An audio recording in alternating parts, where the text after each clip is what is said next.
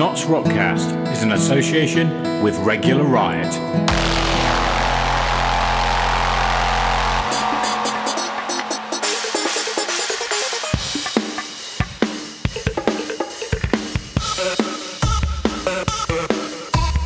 Welcome to NottsRockCast, the Notts Alternative Scene podcast.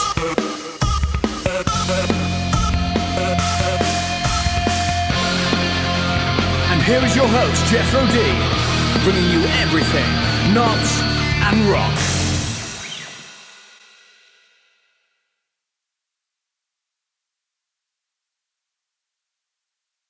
Welcome back, Notts Rockers. This is NRC-005 on YouTube. Yes, back for another installment, and whilst you're here, click on the subscribe button and ding that bell if you want to catch up when we release new podcasts on our YouTube channel. And if you want to listen to the podcast on a podcast player, just search NottsRockCast. Now, let's get on with the chat. Right, okay, welcome. We got ourselves John Robertson from the Nottingham Martial Arts Academy and Life Skills School. He's doing something quite interesting at the moment. You'll find that with the Knights drawing in, and Nottingham has a bit of a reputation, he's a guy that is doing weapons awareness. Say hello, John. Hi, how are you doing? And Jeffrey, thank you for the invite. That's absolutely fine. First of all, I am the head instructor of the Nottingham Martial Academy and Life Skills School. What we're based upon is looking at the concept of inspiring success in young people today. But from the weapons awareness perspective, we're looking at self-protection rather than self-defense. There is a vast difference between the two. So the two concepts are, in self-defense, you're already in the situation. Yes. Where they approach you, say, for example, with a knife, they're wanting to mug you. They're wanting your wallet. So your life is only worth as much of what they want from you.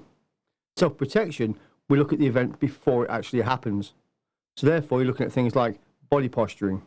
Say, for example, you're in a bar, you're having a pint with your girlfriend, or she's having a pint, or she's having a drink with her friends. Yeah, you get some unsavory character in a bar, you have to glance up. The guy that makes eye contact with you, for example. Yeah. Then it starts body posturing. Big chest knit, big eyeballs, head bobbing. Yeah. From that point there, that's where self-protection comes in before that actually happens. So you're looking at ways of dissuading a person from causing an event of crime. Okay. Or, for example, you could be, your wife could be out walking the dog. Yep, I've got two of them. Exactly, I've seen them all here. Very licky, but hey hum. Yep. So you could be walking your dogs one night. Say you're going down the local park. You're walking your dogs around, a group of lads, you see a group of lads in the distance. What do? Your gut reaction says something isn't quite right. Do you turn around and walk away? Do you go left? Do you go right? Do you approach them? Yeah. Yeah. So what we look at is that situation, trusting that gut instinct. We all have it, but we don't rely upon it. We don't trust it. Okay. Because we're programmed to be social animals. Yes. I've said it before in the podcast, and I'll say it again. I do tell people that they've got to remember, at the end of the day, we're still animals. Absolutely. As much as we want to delude ourselves into thinking that we're something higher than what the rest of the animals of the world are, we are still animals. Before we go any more into that, would you like to give us a quote of inspiration that you've learnt from your time in Notts? Yeah, I can. There are many paths up the mountain, but only one moon at the top. How we choose to get there is up to you. So with that aspect, you're looking at the freedom of choice. Oh, right, yes. So with that freedom of choice, you look at life, for example, as being a boat on a river. You see, I don't know, you're down at Highfields, rowing across a boat in the lake. Yeah. You come to a fork in the river, left or right. Left is one you travelled before. You know that's all nice and cushy. You know what's going to happen. Or do you step out your comfort zone and take the right-hand path and row down that river where things aren't quite so calm, but the rewards are so much more better. That is a very inspirational quote, and I think that will give people a lot to think about. It's something that I tend to think about quite a lot is, are we destined to do stuff, or are we on own choice? People have got one way or another thought on that. But personally, I think we're destined to be given choices. But then after that, it's up to you to notice that choice is there. Yes. And to act upon it. And to know the consequences, I suppose, on that one. Well, sometimes consequences can be unforeseen circumstances. Yes. But if you know the route you're going up on, occasionally you get these little flashes of gut feeling that says, yeah, this is going to be good. Let's do it. And sometimes you have to throw caution to the wind and go with it. Otherwise, life becomes stagnant. You just stay in that one particular rut. I took myself out of down south and came up here, so I think I got myself out of quite a big rut. That's pretty much me. That's pretty much.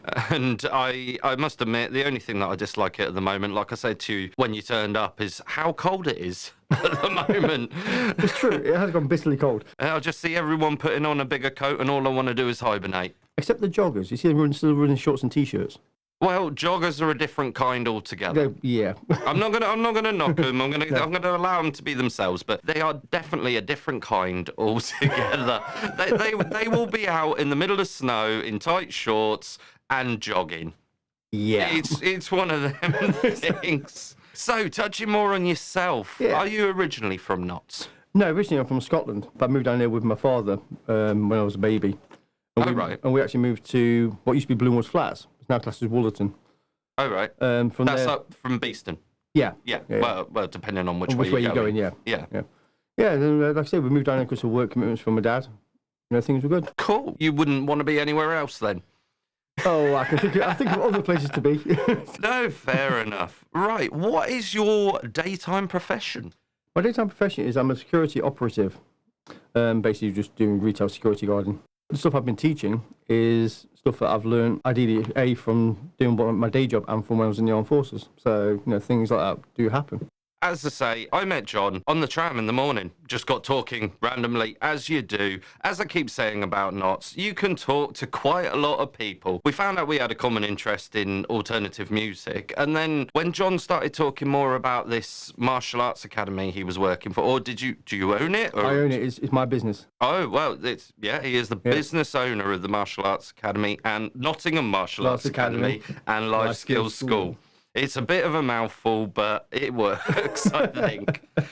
But yeah, we got talking about music, then we got onto what he was doing. And I thought it'd be very interesting for him to give his opinion on this. Seeing as there are times in Nottingham that you can feel unsecure and just give you a bit more of a reassurance when you're walking about how to deal with a situation before it occurs, because I think that's the best way possible. So how did you get started with this? Well, originally I got started with this through a friend of mine. He had the academy before I did, but for whatever reason, he had to go and give it up. And just went, there you go, here's my business, it's yours. Signed it all over. So it was a bit of a turnkey operation? Yeah, it was. Already there? Yeah, already there. He just went, there you go. That's something that doesn't tend to happen very often. And like we said before about taking the chances, I've taken the chance and running with it. Oh, that's absolutely brilliant. Is there anything you'd like to say on setting up a business? Yeah, when you do set up a business, make sure you got the legalities of it right. Without legality, looking at your tax purposes, looking at your annual turnovers, definitely look at your marketing. Because without marketing, there's nothing. But like I say, there's two aspects of marketing to look at. Look at digital marketing. Yes. So looking at things like Instagram, Facebook, etc. Then looking at what we call guerrilla marketing, which is your handout flyers, your posters, going out doing interviews like what we're doing here today. Stickers, anything like that. Looking at local schools, for example, like for myself, we're looking at my little boy's primary school in the new year and do something with them. Oh, that's cool. Yeah. Part of the thing we do is with the life skills bit isn't just about the weapons awareness. I personally teach children and young adults on the autistic spectrum disorders. Things like the Asperger's, the ADHD. Yeah. Because there's nothing for them really in Nottingham. Oh, I'm not aware of that one. Yeah. There's nothing in the martial arts circles. They don't want to. It's too much hard work. Yes. Yeah. So for me, I specialise in that area. I was late diagnosed as being on the autistic spectrum anyway, so I kind of really struggle sometimes with my thinking, so I do have to kind of take a breath. But when it comes to like martial arts, it's not been something I've ever really taken on board. But I think it's very interesting now that you've just said that. It's something that someone wouldn't think about. And I think that's brilliant that you've come to that realisation that it's not there and you're providing the service. Well, yeah, it's one of those things where, like I said a minute ago, there's nothing like under spectrum disorders. The amount of evidence to support martial arts and people with ADHD and Asperger's and autism, it's the way the brain works. Because each week you do the same thing. It's a routine. Yes, I know about routine. I love routine. It's great. It's marvellous. So looking at, say with ADHD, for example, yes, we teach control methods, how to control the breathing techniques. So when they're having an anxiety attack or they feel the triggers are in place, we teach the schools and the parents and the children or the young adults breathing techniques to help calm the mind before they go into something, say like, for example, the SATs exams, for example. Yes. Yeah. So we teach them breathing methods. So when they're in the exam, they start having the brain starts unfolding, unwiring itself. we teach them control methods, how to calm the mind, and then from there start afresh. That's something I say quite a bit that I think it's kind of lost is the control of people. As I said, I was late diagnosed, so I didn't know I had it. So I've put in control measures from day one. Either it was like fight or flight. Yep. So I kind of just put in my own control measures, which sometimes they can be challenging in a social environment, but sometimes they do help me to move on. And it's great that you can help people with an interest like martial arts, because it's something that kids pick up on, I suppose. Yeah, it is. Especially with movies. Yeah, well, so for example, the Kung Fu Panda movies. Yeah. Fantastic movies. Yeah. That's the one with Jack Black. Yeah. Yeah. Yeah, playing Poe the Panda. Yeah. Yeah. One of my favourites, I'm sorry. No, that's fine. Yeah. So what compelled you to do this? What started off was my partner. She actually worked with special educational needs children up at Ellis Guildford School at the time. And we got talking about things one day, and she was with the isolation unit. And they're the ones who won't make it in mainstream school whatsoever. Oh, right. Because they're just too out there. So I said to her, well, try this. Yeah. So she went and tried it, these breathing techniques, some of these measures I put in place for my school. And she went, you know what, they helped. They worked. Yeah. Yeah. She helped calm the whole class down by saying, right, let's do this. And it's just distraction techniques, really, more than anything else. Yeah. And that's what I thought, you know what, did a bit more research into the whole thing. Yeah. And I realised that there is nothing. So I thought, well, this is something that can inspire and help. Yeah. Not only just the children, but the parents into modern society. Let's make them integrated. People miss so many little details. And it gets overlooked. And society is running faster and faster and faster and faster these days. Definitely. So working with autistic people through martial arts probably isn't on the forefront of people's minds. No, absolutely not. So I'm so glad that at least one person can see that that's something and work with it. I mean, I could say, I'm in it for the money. Yeah. I'm not. That's why I have a day job. For me, it's about the helping. Yeah, because it makes me feel good. If I can teach one person, say with ADHD, for example, how to be able to function in a social environment, then I feel I've done something good. Yeah. And same thing with the weapons awareness. With that, if I can help one person save their life or stop them from being mugged or attacked or raped or whatever, then I've done something that's good. Yeah. Not only for me, but for them. Okay, do you want to go into that a little more? Yeah, of course I can. Well, for example, a few weeks ago, I was walking home from work. I missed the tram, so I was on my way back. Yeah. Right, and I was walking through High Street Green and down near the Asda. Yes. And I noticed that corner of my eye, there's a group of people following this woman. Right. She had a mobile phone out, typing away, texting somebody. And I noticed there was 5 of them. And they kind of moved in like a pincer motion. It's really... That's just think of claw crabs, if you don't know the military terminology. Or you look at wolves when they're hunting. Yes. Yeah, like when they're hunting pack, they surround the animal by coming in from the side. Or like the Spanish Armada. Yeah, pretty much, Yeah. I think we're giving a good lot of examples. Yeah, I think so, yeah. And from there, they just pounced. They took a phone. They tried to take a phone. They tried to take a handbag. They shoved it to the floor. There was kicking and punching and screaming and... Oh, dear. So from there, what was I meant to do? I couldn't stand to let it happen. Yeah. So I went and interjected. Okay. I got my phone out, rang the police. They was on the way. I thought, right, okay. So if I can get one of them and get him to the floor and pin him, so the police come, the others normally will back off. So that's what I did. I took the one who was doing all the mouthy one, let's say, and took him to the floor. Pinned him there. Told the others, just you always keep an eye out on your surroundings at all times. Yes. They basically backed off. She was okay in the end. Obviously a bit upset because she lost her phone. Yeah. As we know, with society today, our phones are in our life. I know that. So from there, the police came. The gentleman was arrested. He was taken away, and he's in court next week. So so for me, I did something good. Yeah. For her, it wasn't for me; it was for her. And from there, then she's now become one of my students.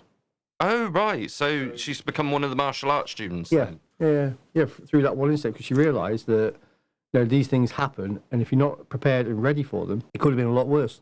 Okay. So when we've been talking about this, you've told me a string of words that you like to use in weapons awareness. Yeah. Have you got this written down? No, but I know what they are. Oh, brilliant. So you're looking at dissuasion, Yes. looking at destruction. You're looking at, for example, looking at dissuasion. So verbal dissuasion, physical dissuasion is talking somebody down. So when, say for example, you're in a bar or you're out in the street, you see somebody approaching you and they're looking really angry. It's words that can be used, or a type of language that can be used, depending upon the situation, to dissuade a person from the incident. You've got things like, when they're using profanity, when they're swearing at you, for example. Yes. Right. Sometimes you can swear back, but you got to judge how and when and where. So it doesn't always work. So sometimes it's just backing off a bit. Whoa, mate, calm down a little bit, And body posturing. So look at posturing. Yeah. So things like, is the person looking aggressive? How are you going to react to somebody who's coming up to you who's basically what we call gorilla chesting, chest pumped out, looking like a From there, how are you going to react? How's your body posture going to react to that one? Are you going to put what we call a fence? Yeah. Which is a posture where one hand's out to keep your distance. Yeah. Okay. So look at distancing, looking at things like, if you can run away, run away. That's if you can get away, leg it. Yeah. It's all a survival trait at the end of the day. There's things like I think of words now. he who runs away gets to fight another day type of thing. Yeah. So you're looking at things like eye bobbing, looking at it all builds around verbal dissuasion, body posture. You're looking at things like how they're walking towards you. Yes. Yeah. So you're looking, these are all preludes to the preamble. Yeah. Yeah. To a situation. So things like that. Okay. And then carrying on from that after? But carrying from that then from there, when you get into what we call the soup, which is the incident as it arrives. Yeah. You learn what we call a fence, which is a handout posture, which is defensive posturing. Yes. From your part, which kind of makes them go, oh, hold on a minute, because your hand's there. If they start coming past that distance, then it's coming to that situation where you've got to get away or fight. Yeah. So you look at things like fight and flight responses. Fight and flight, basically, it's what we call adrenal response. Yeah. Where, where you get the butterflies in your stomach, you start feeling a little bit kind of like nervous and a little bit, I had it on the way here today thinking, oh my God, what am I getting into? What, doing the podcast? Yeah, absolutely. Yeah, because it's nervous reaction. Oh, do you know what? This is the fourth podcast I've recorded so far, and I must admit my anxiety goes up tremendously. But as soon as I hit that play and record, and I know everything's working, that's it. You take a couple of seconds to make sure both mics are working. As soon as I actually introduce the guest, it just seems like my mind becomes clearer. It's the same thing. What happens in a fight and flight situation? So the adrenal response on the way here was going, oh my goodness, what am I getting into? I got here, we sat down, set it all up, and it's gone. Yeah, because so that's the fight side of it. The flight would have been me hitting the space bar and saying, nah, I don't think I'm going to carry on with this. But or me going, you know what, Jeffrey, I ain't going to do it. You know what I mean? Yeah, I know what you mean on that one. So that's that. So similar sort of thing happens in a self-protection situation. Yes. Yeah, it's a very similar sort of reaction. And it's what's the word? I can't think of it right now. It's a natural reaction. Absolutely, yeah. It's instinct. Instinctive reaction. That's the one I was looking for. We got there eventually. It's all good. Yeah. Right. So moving on from that, where's the legal ramifications of what you did? This is something that I think we need to make clear. Right. Okay. The legal ramifications of this is in any situation like a self-defense or self-protection situation, the legal ramifications are it has to be reasonable, necessary, and proportionate. Okay. Yeah. So proportionate to the crime. So, for example, is it reasonable for me to go grab this guy, sling him to the floor? Yes. Was it necessary? Yes. Okay. Yeah. Because of the situation. Right. Was it proportionate? Well, was he carrying a blade? Was he not carrying a blade? If he was, I assumed that it was the way he was acting. So when it's proportionate, a bit like someone puts a gun in your face. Yeah. You have a legal justification to kill them. Okay. Yeah, but that's kind of the theory behind it. Yeah, because that man's going to take your life with a gun. Yes. Yeah. So are you allowed to protect your life? Yes, you are. It's a bit like being in the bar. You see a guy pick a bottle up, smash the bottle, or comes over you with a pint glass. You pick an ashtray up and smack him with the ashtray. Right. Yeah, as an example. It was reasonable, it was necessary, and it was proportionate. Okay. Yeah? But from that, then obviously you've got to look at the aspect of the manslaughter aspect, and then you've got to look at the murder charges and things. Things like that. There is knock-on effects from that. But the way I look at it is better to be judged by 12 of my peers than by one God. Right. That's getting biblical now. Not really. It's just something that one of my instructors told me was, some guy puts a gun in your face, what are you going to do? Yeah. Some guy pulls a knife, you break his arm. Yeah, okay, great. That's reasonable, necessary, and proportionate. Okay, if we make it a bit simpler, Yeah. what is your most frequently given bit of advice when you start getting into a situation? If you can run away, run away. And there's no shame in that. There's no shame in that at all. None at all. I've done it. Yeah, I've done it. Yeah, I've meant to have run away, because end of the day, being punched hurts. Yeah. I don't care how tough you are, being punched hurts. Yeah. So why take a black eye for somebody we don't need to? No, exactly. If they want your wallet, let them have it. Basically, I've been held up at gunpoint before, and I don't know whether I've told you before. No, I haven't. When I was living down south, me and friends, we were hanging down the river, and a car pulled up, and of course I thought, oh, innocent kid mode, he's asking for directions. So I went over. Oops. Yeah, oops. Oops. Yep. Window comes down, gun comes out the window, and that was it. My hands just went up. I was faced with that. I had 10 friends behind me, and they did the right thing. They all ran away, because what I didn't see, because I was focused in the driver window, was the 2 other people that had got out the other side of the car and started chasing my friends.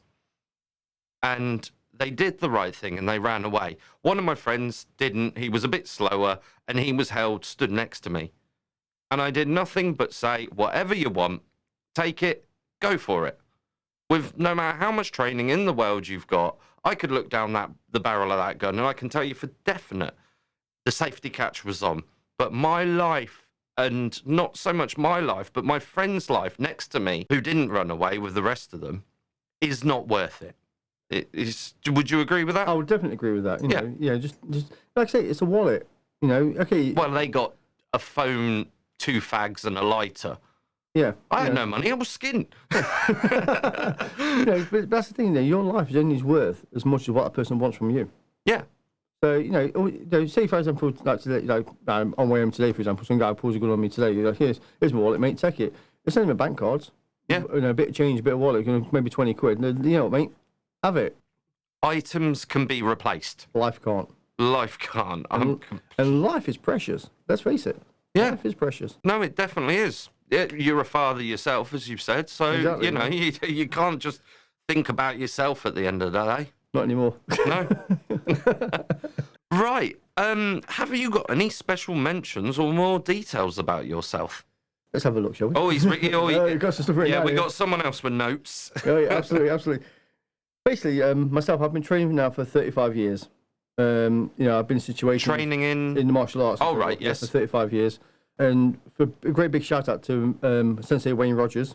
He's the guy who handed me my opportunity. Yes. So massive shout out to him. Recently, I've been inducted into a Hall of Fame for martial arts. Oh, right. Yes. I've completely forgotten about that. Yeah. The picture that you'll see in the show notes, hopefully I'm allowed to use the picture. Yeah, of course you are, by all means. I will be putting up the picture of him awesome. receiving his award. Oh. So that'll be going up. Yeah, with my bold, shiny head. For myself, I am slightly dyslexic, and my partner, she's on the autistic spectrum disorder on the scale of the ASD lot. Massive shout out to Hannah Massingham too, who's at home and not very well, bless her. Oh dear. Yeah, it's one of those, it's not a good thing. But that's really about it, really. Just thank you to the martial art world for allowing me to train in martial arts, and to Jeffrey for inviting me on here. We ain't finished yet. Oh, I know that. This is only almost coming up to the first half. Oh, you said massive shout out. So yeah, that's cool. What hurdles did you personally face, and how did you overcome them? That is a good question. Basically, being dyslexic. Yes. I was always classed as being the thick one at school. Yeah. Because back when I was at school, there was. I think there's a lot of people that can relate to that. Oh, absolutely. It's massively out there. Because like dyslexia and so forth is only a recent thing that's coming into the forefront of education now. Yeah. I persevered. I wasn't the brightest spark at school, but I've recently. A couple of years ago, I went to university and got myself a law degree. Yeah. So if you put your mind to it, you can achieve this stuff. The dyslexia thing was basically sitting down with dictionaries, sitting down with books, learn to read properly, learn to write properly. Yeah. It's only like milder dyslexia, so certain words be written backwards or get some things mixed up. Yeah. Recently, for me, sitting down with a dictionary and learning how words are pronounced and spelt and so forth was a massive help when I did my degree. But doing a degree itself was a hurdle and a half. I can honestly say that. I must say, I haven't got a degree, and I wouldn't like to take that on with the level of my dyslexia. But if you chose to, right, the help is there. It is there now. Unlike 10, 15, 20 years ago, there was no help. Not really. Dyslexia wasn't even recognised. I've said it before, but my dyslexia, the primary school didn't want to pick up on it. They won't. My parents, and this is what the best part of 30 odd years ago, but they didn't want to pick up on it because of whatever reason. But as soon as I got to secondary school, they were like, yeah, it's there, bang. Yeah. And like now, now I'm working towards another qualification towards an award in education and training. Yeah. Which is going to help me with some other business venture I've got in the pipeline at the moment. Yeah. Which I can't really go into right now. No, that's fine. We won't mention anything you don't want to. Oh, no, that's it. No. But yeah, so, if you do have an issue like dyslexia, there's help now that's out there because now it's being recognised an awful lot. So if you have children who you think might be, go and get them tested. There's no shame in it. Yeah. No shame in it at all. I mean, my little boy, he's going to be tested now for Asperger's next year. Because you weren't tested before you're 5. But there's no shame in it. There's no shame in it whatsoever because these things are there and the help now is coming up. It's there. So, get it done. Take the opportunity, arise. Just go for it. Yeah, I completely agree. Right, we're going to bring this first half to a close unless there's anything else you got on that one? No. No?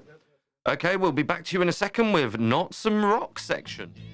Don't forget, Nots Rockers, that if you want to listen to local bands, you'll have to listen to this podcast on a podcast player of your choice. So go check it out. Right, welcome back to the second half of our interview with John Robertson from Nottingham Martial Arts Academy and Life Skills School. I know, it's a mouthful, but Yeah, it definitely is. Right, moving on, this is Not Some Rock. So, what do you love and enjoy about living in Notts? Well, that's quite an easy one, actually. It's the diversity in culture.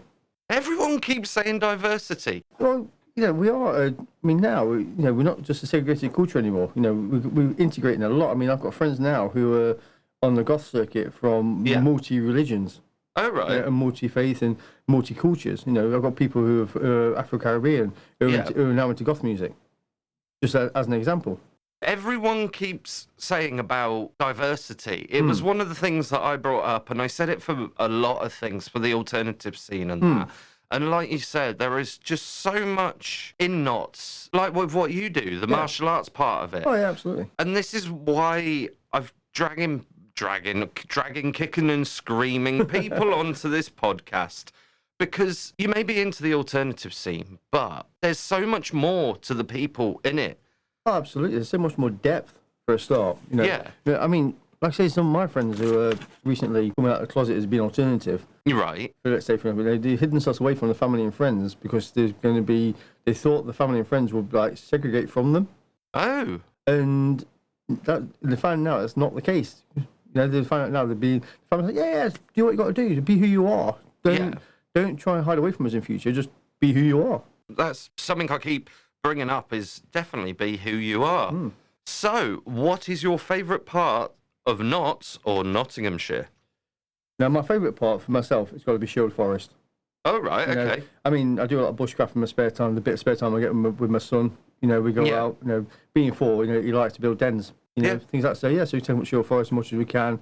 We're taking to places like White Post Farm, for example, because they've got a bit there now where you can build shelters and stuff, which is great, things like that. So, yeah.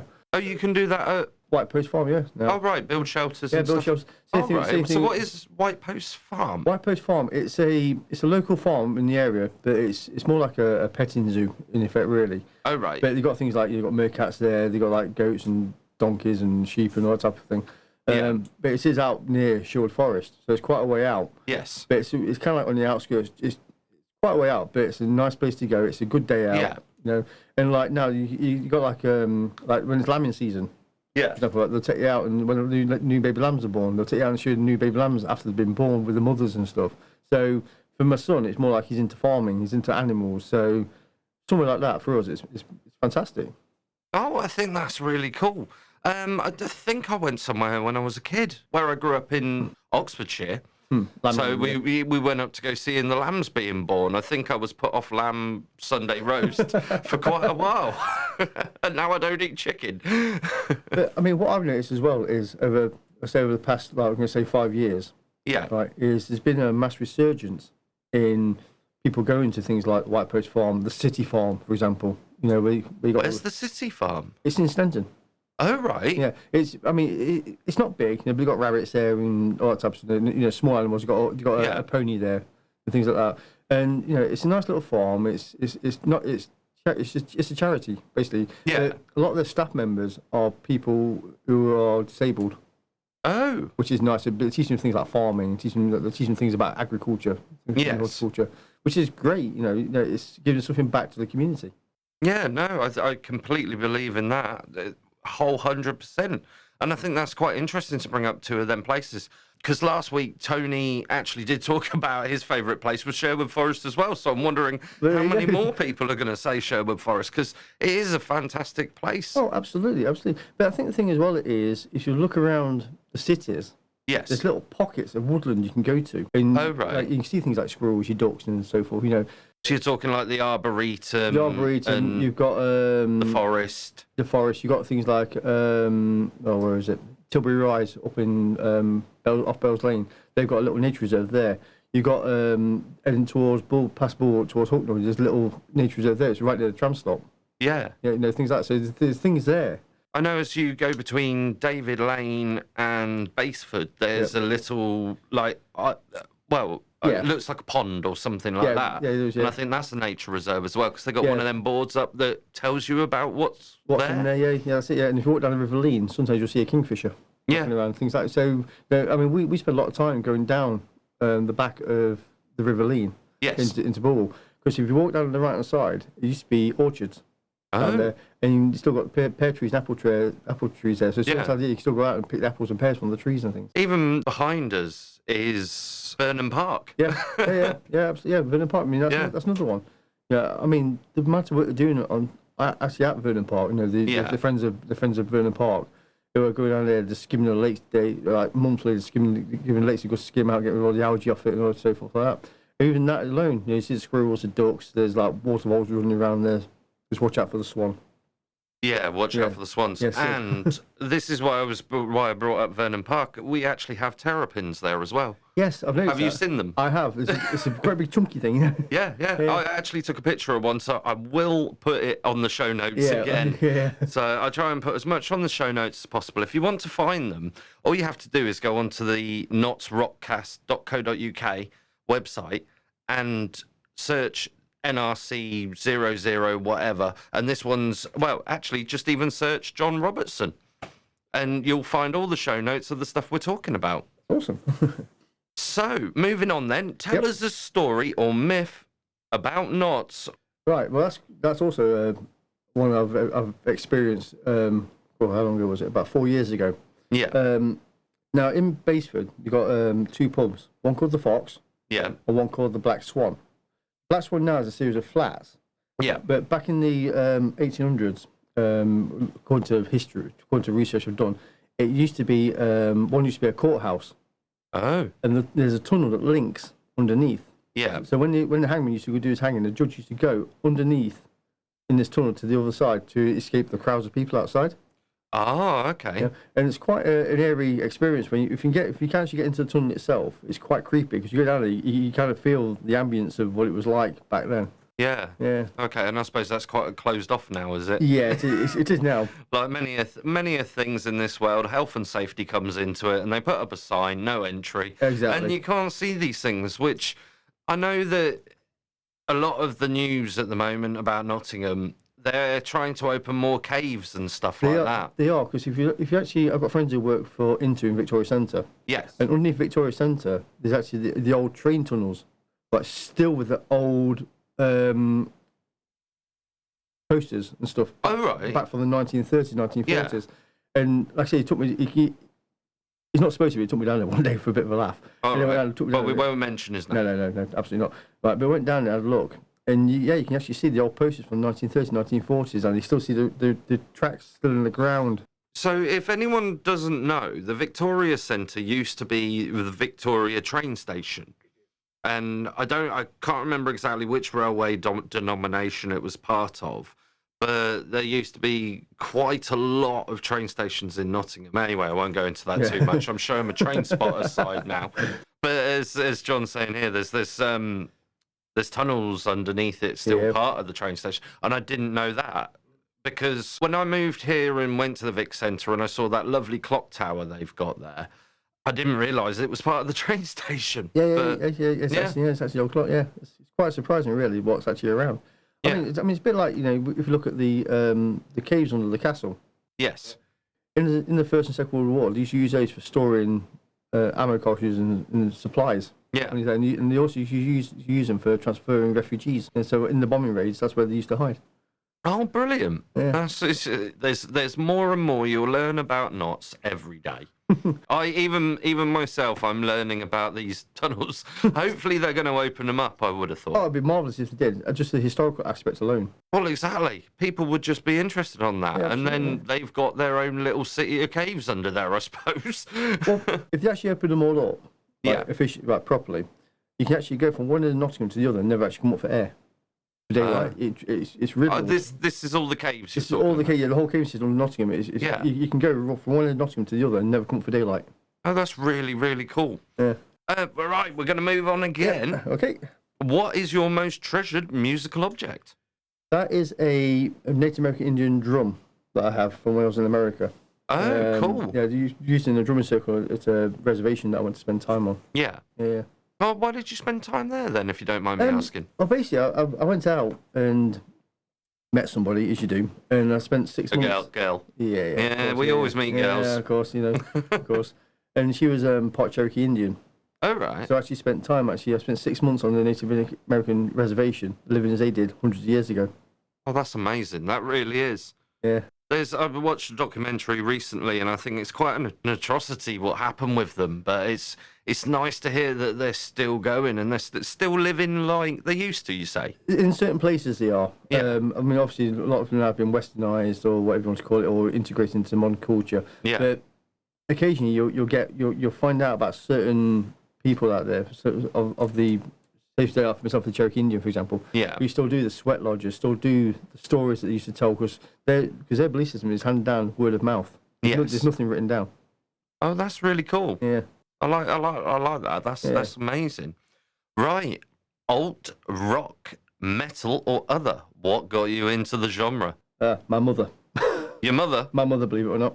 That's your genre? No, that's what got me into it. My genre was goth. I'm big into the goth music. Oh, right, cool. Yeah. But my mother was a big Black Sabbath fan. Oh, brilliant. And my dad was into Nazareth and Hawkwind and so forth. So so basically I've been around it since like baby. Oh, that's really cool. Would you like to explain more about goth? Because it's something that I don't really know too much about. I know that a lot of people say they are goth or they're gothic. Yeah. And, to be honest, it's a subculture of the punk movement. Yeah. Yeah. Basically, I mean, a lot of the there's different obviously genres of subcultures within subculture within subcultures. Yeah. So you look at things like you got your traditional goth, which is the frilly shirts, new romantic type of style. Yeah. Then you got like cyber goths, which are kind of like into techno type of music. Yeah. And so forth, and go from there. So it kind of expands from there. But it's not all dark and gloom as people say it is. No. A lot of it's actually motivational. Yeah, I was going to say, you're someone with a smile on your face. I'm a happy chap, Yeah, no, that's absolutely brilliant. Yeah. Right, name your most influential band or artist. Right, my most influential band. Right, have you got two then? I've got two. Oh, that's cool. Okay, Yeah. I'll allow this. Yeah, I've got Typo Negative. Yeah. Yeah, which is obviously Pete Steele. Obviously, recently passed away a couple of years ago. I always wish I got to see him live because his music, his voice, is just like it hits that core, Yeah. Then my other one is Within Temptation. Oh, right. Okay. No, so Within Temptation, they're very kind of like the Amy Lee type of thing, but they came up before her. Oh, right, yeah. It's a very similar sort of thing because they're very let me get this right, they're a Scandinavian band. Yes. Yeah. But the music-wise, it's the stuff they touch upon is quite, I'm going to say, soul-calming in a lot of respects. It's just really, really good. They hit on a lot of stuff, which is quite intricate to my own personal life. Yeah. Just going back to typo negative, have you got a favourite song? Because I know what mine is. Oh, I've got a couple. I have a couple. All right, go on then. I like Wolf Moon. Yep. I also like Bloody Kisses album, Christian Woman. Yep. Which is quite good. And I also like Dealing with the Origin of Infidelity. Oh, okay. Yeah. Mine, personally, is Everything Dies. Good song. For some reason, that song, I don't think there has ever been another song that has ever been as moving as that song is. I'm going to put the YouTube player in the show notes so you can hear it, so you can see the video. But it's just from the off, it just rises something up inside you. And then that guy had so much passion behind his voice. He did, it's true. I mean, even when he gets to the screechy bits, you can tell it's just like, it's heart-wrenching. He hits those chords, and I don't know, just inside you, it's like, ooh, shivers. Yeah, most definitely. Right, okay, next question. Name one thing you're excited about in the upcoming 6 months. Seeing my students excel at what they want to achieve in life. Oh, okay. Well, one of my students, big shout out to Rachel Bacon, actually, she's marvellous. She's now doing a course in sign language. Yeah. Right. When I first met her, she was so shy and timid, and she wouldn't say boo to a goose. She really wouldn't. And now it's like she had no direction in life. Yeah. Yeah. She's kind of like, I should go to college, but I don't really want to go. I don't know what I want to do. Just float through life, just like doing what she's doing at Tesco's.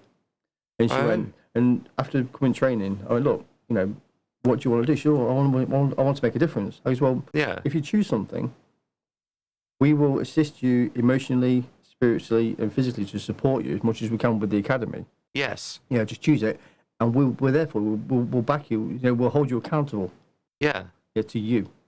Yeah. And now she's doing this course in sign language. So she wants to teach. She wants to teach people with who are deaf. Pun? Yeah, exactly. Sorry, I couldn't help that one. I'm actually slightly deaf in the left ear. So she's learning now. She's now learning British Sign Language because she wants to learn. She wants to be able to teach people with hearing difficulties how to do martial arts. Okay, so that's another niche again that is probably just a little bit overlooked. Absolutely. And it's something I wanted to bring up earlier. Somebody said to me once that they don't understand why they do all this bowing, they do all this ritualistic, I think you could call it, or this procedure. Yeah, you could. I mean, the bowing, for example, it's a matter of respect. Yes. Yeah, it's honouring those who have gone before you. Okay. Yeah, so the students come in, like, for example, so when you bow to enter into the room, right? That in itself is a way of respecting where you're going to be training. Yeah. Yeah. It also gets you in the right mindset. Yeah. Yeah. So you come in, you bow, your mindset goes, okay, I'm going to be learning traditional martial arts. Yeah. Yeah. You bow to your instructor, which is a sign of respect to the instructor, of accepting his knowledge into you. And say, for example, if you're doing a bit of sparring, you'll bow to your opponent. Yeah.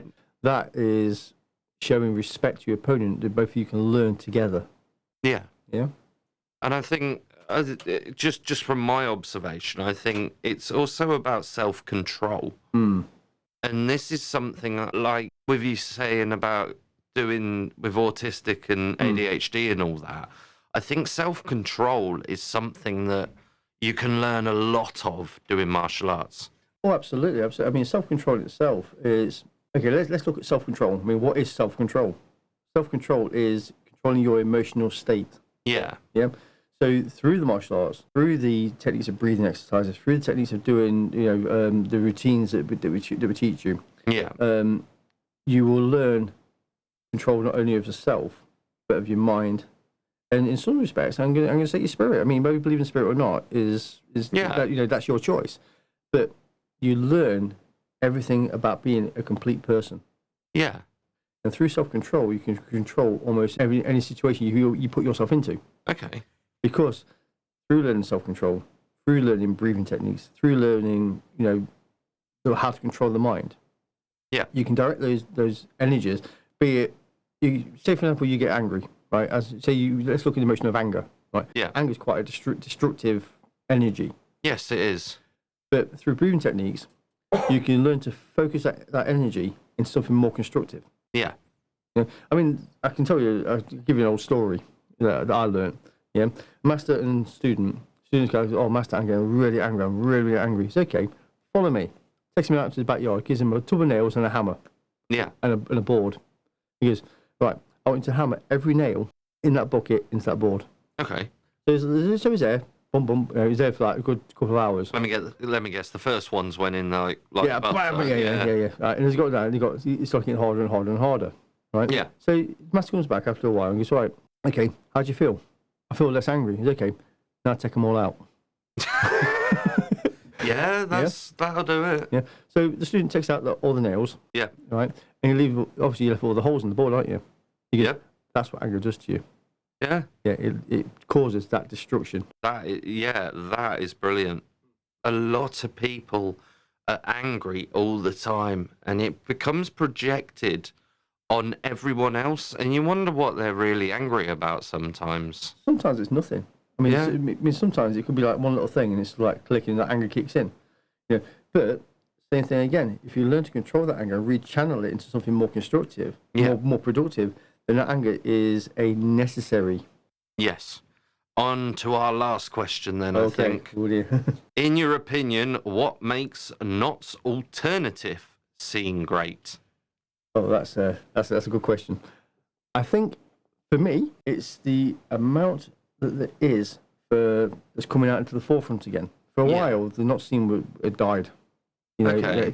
but now things like you got Citation doing their rock nights again. You got like Tap and Tumbler doing their things with bands again. And Yes. stuff. So it's now coming back into the forefront, and it's the fact that we accept each other.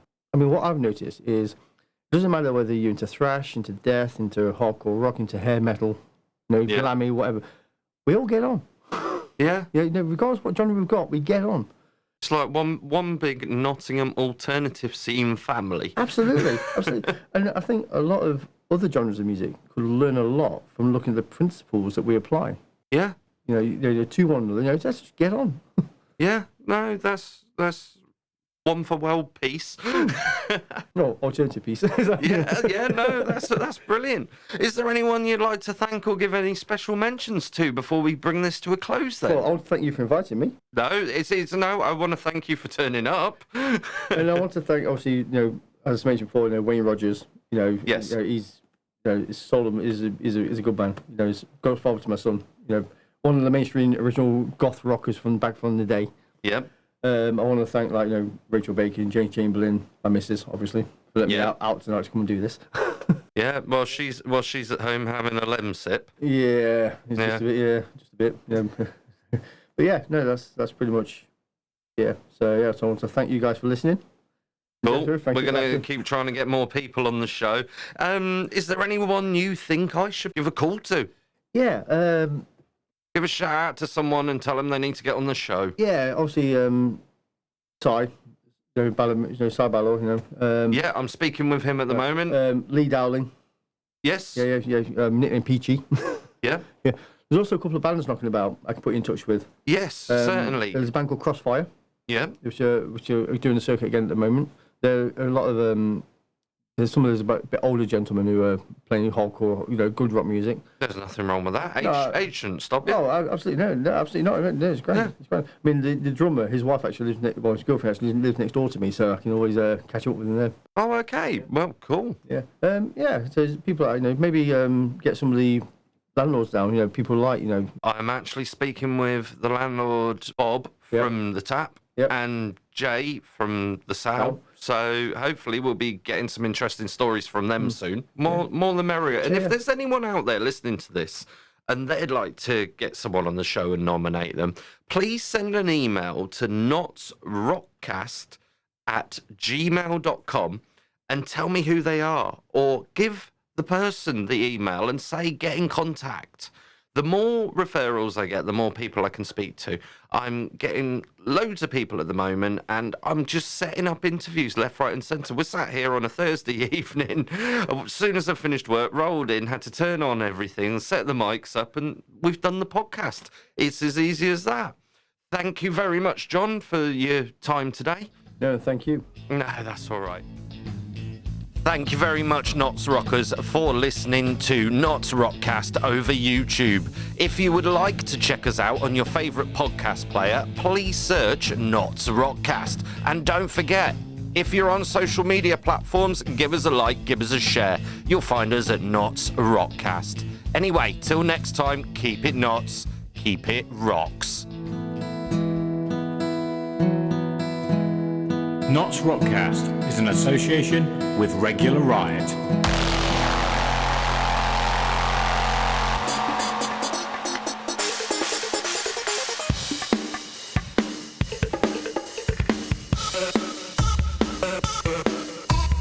Welcome to NottsRockCast, the Notts Alternative Scene podcast.